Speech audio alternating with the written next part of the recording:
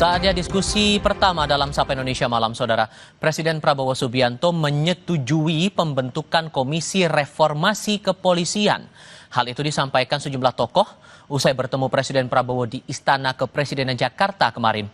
Tokoh lintas agama yang tergabung dalam Gerakan Nurani Bangsa bertemu Presiden Prabowo Kamis di Istana Kepresidenan Jakarta. Pertemuan selama 4 jam itu membahas poin 17+8 tuntutan rakyat hingga reformasi sejumlah sektor. Salah satunya mendesak segera mereformasi institusi Polri yang ramai diminta rakyat.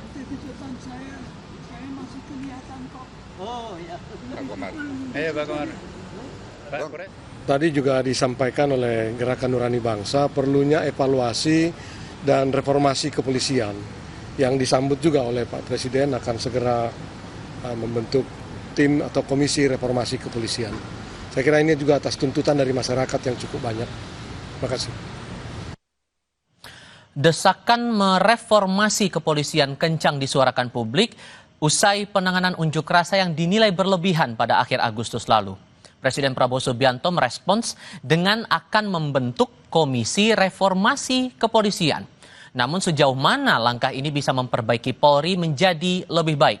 Kami akan diskusikan ini bersama dengan para narasumber bergabung lewat sambungan dalam jaringan. Laude M. Syarif, mantan Wakil Ketua KPK yang juga tokoh Gerakan Nurani Bangsa. Kemudian juga bergabung Yusuf Warshim, anggota Komisi Kepolisian Nasional.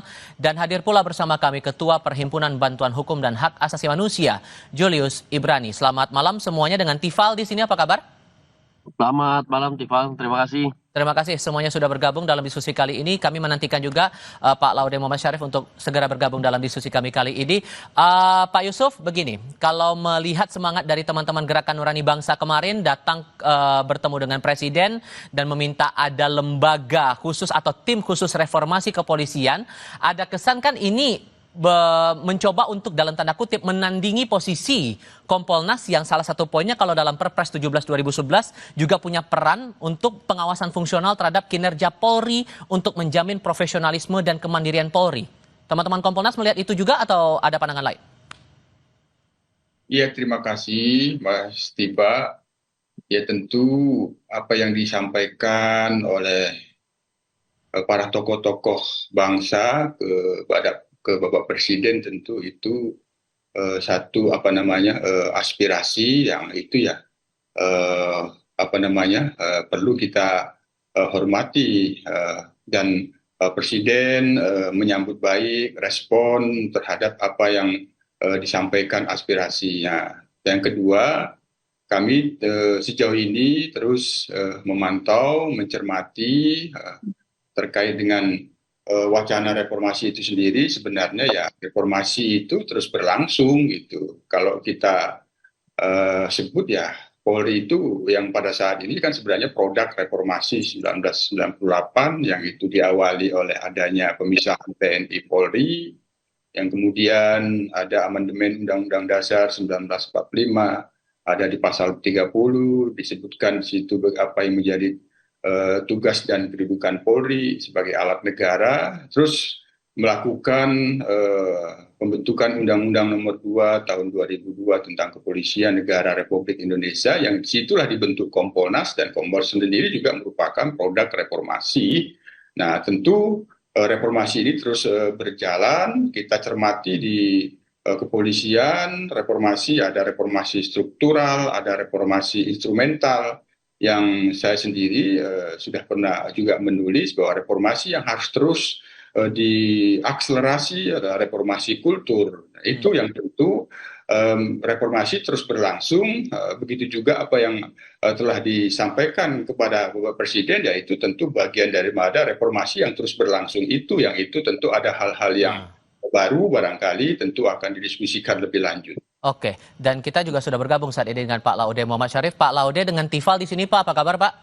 Baik, Pak. Baik. Oke, terima kasih sudah bergabung. Boleh ceritakan kepada kami saat teman-teman dari Gerakan Nurani Bangsa ini menyampaikan usulan untuk pembentukan tim reformasi kepolisian, respon Presiden persisnya kayak gimana waktu itu?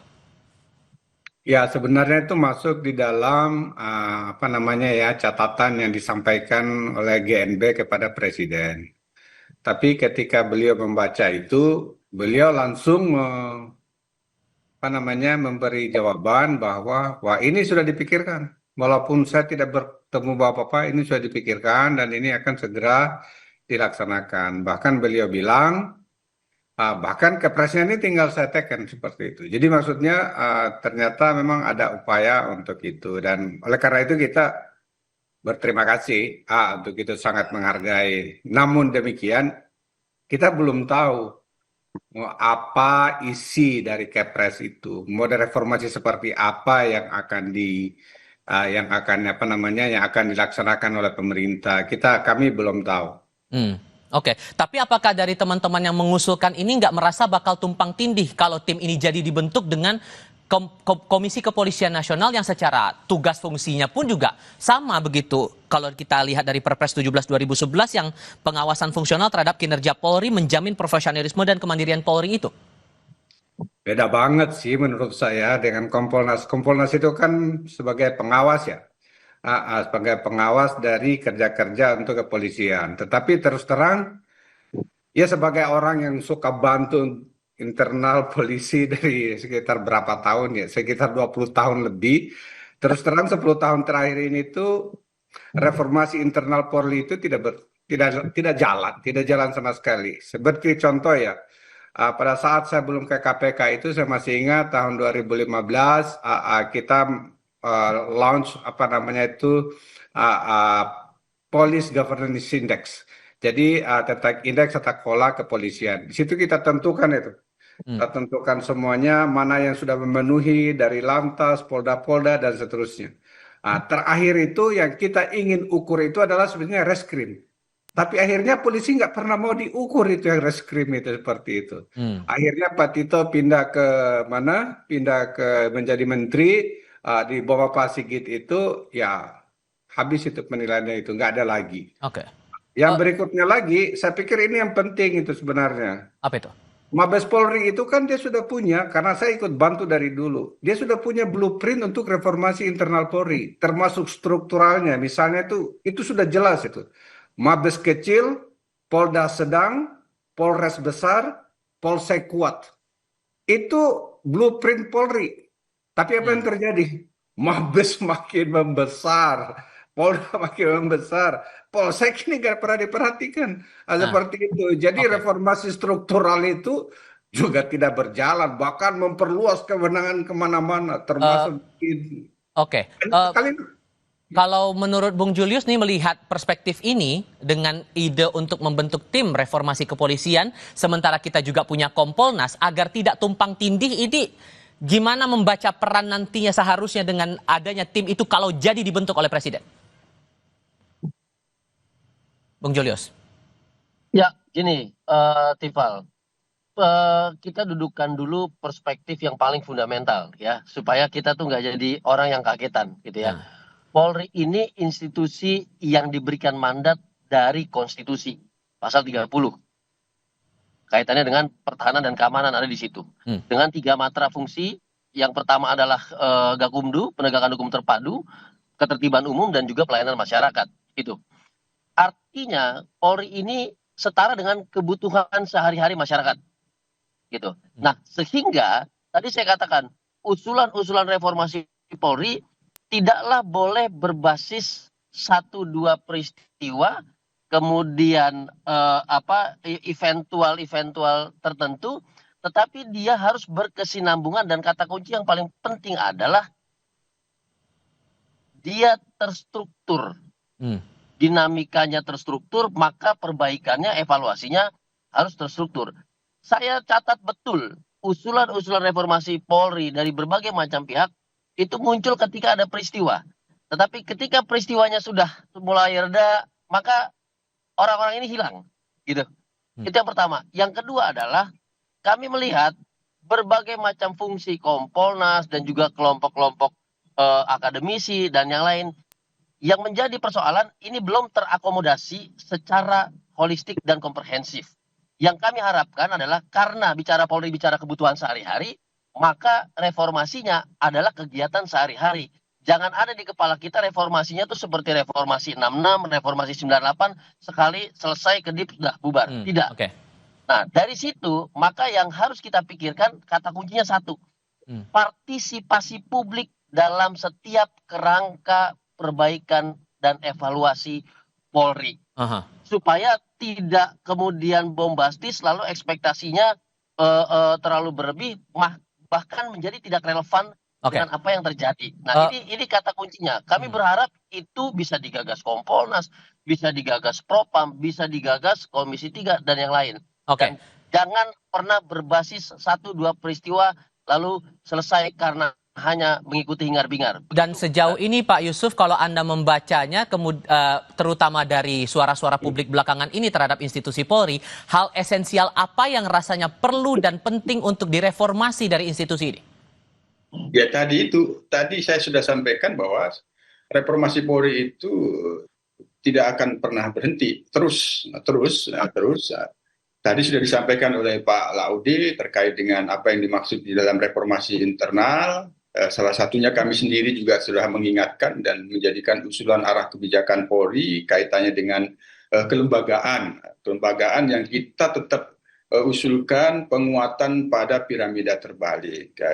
Di atas itu kecil tapi di bawah melebar. Salah satunya adalah kita memperkuat bagaimana polsek-polsek itu menjadi pelayan multi service. Nah, jadi polsek itu menjadi satu pelayanan yang multi service. Multi service tentu kaitannya dengan keamanan dan ketertiban masyarakat, perlindungan, pengayoman, dan termasuk itu yang paling utama adalah tarikannya dengan penegakan hukum. Nah, jadi tarikannya itu yang di bawah itu kita sudah memberikan, itu sebagian dari substansi reformasi yang terus kita usulkan.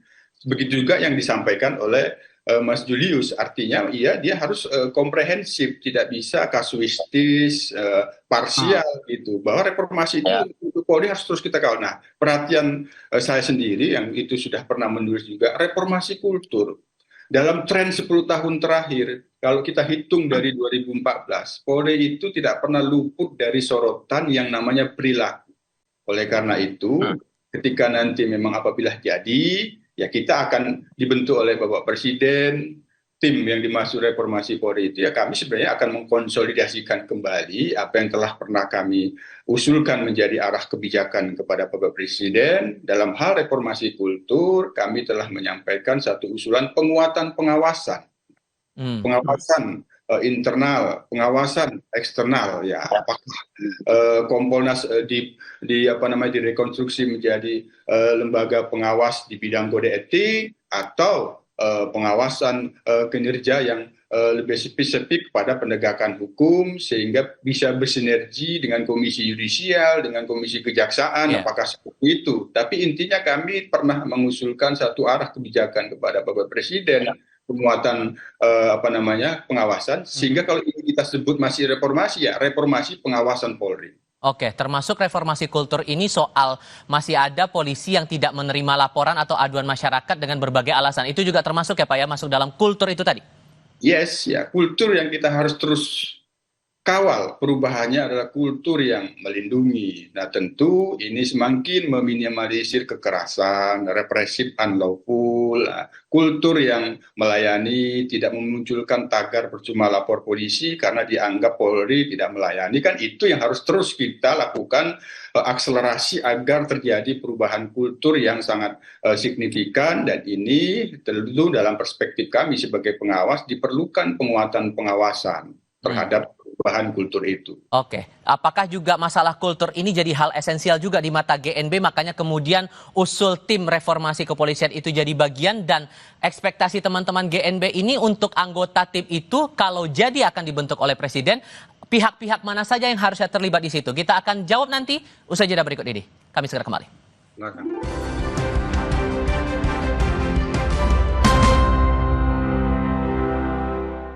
I2R5 칼슘 콜라겐 브루크랑 꿀리크리프 툴랑 크로포스 No worries 콜라겐 Susu steril dengan 1000 mg kolagen dan kalsium, kulit no keriput, tulang no keropos. 콜라겐 susu awet muda. Aku Viva melewati 7 tahap nano purifikasi, menjaga sejuknya kemurnian dari mineral baik dalam setiap tetesnya. Begitu sejuk di tiap teguk. Aku Viva, murni alami dari Wingswood. Cuaca berubah-ubah, aktivitas Aktivitas padat, jaga kesehatan setiap hari dengan susu steril 7 kurma. Susu steril ditambah kurma 2 kali melindungi tubuh kita, double khasiatnya. Badan jadi terlindungi. Minum susu steril 7 kurma, double khasiatnya. Kamu masih single? Hari gini, double dong. Top Mochaccino, double shot pertama dalam saset. Espressonya double, tambah coklat dan susu. Top Mochaccino, enaknya double-licious. Move on to Top Mochaccino double shot dari Wings Food. 몰라이 두알리마 칼슘 콜라겐 부르크랑 꿀리크리프 툴랑 크로포스 No worries 콜라게나 Susu steril dengan 1000 mg kolagen dan kalsium, kulit no keriput, tulang no keropos. 콜라게나 수수 awet muda. Lawan ketombe dengan Zinc Cool Booster baru. Deo Active Scalp Technology lawan 3 jenis ketombe. Boost sensasi dingin with glacier water and mint. Zinc Cool Booster, ketombe, no worries.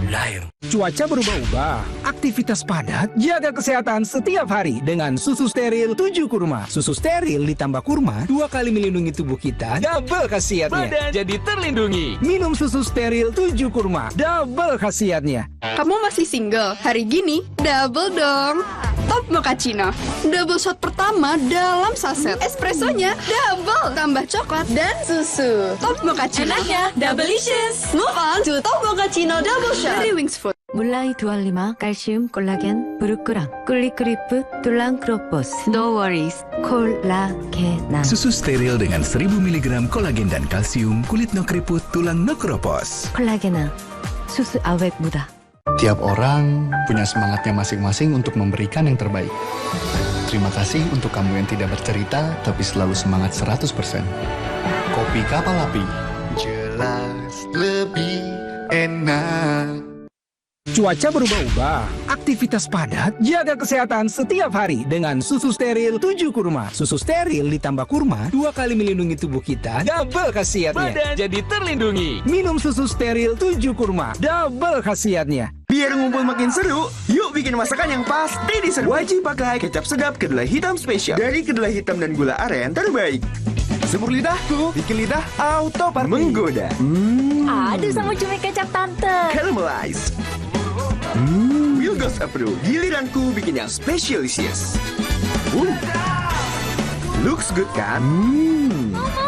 Taste good. Aromanya sedap. Kecap sedap kedelai hitam spesial. Looks and taste beyond good dari Wings Food. Selama 1 jam ke depan, Berita Utama akan menyajikan sejumlah informasi menarik. Di tengah gempuran berbagai arus informasi, pastikan Anda bersama arus utama untuk referensi yang tepat dalam mengambil langkah. Ikuti Berita Utama setiap hari pada jam-jam berikut, live di Kompas TV. Yang didukung oleh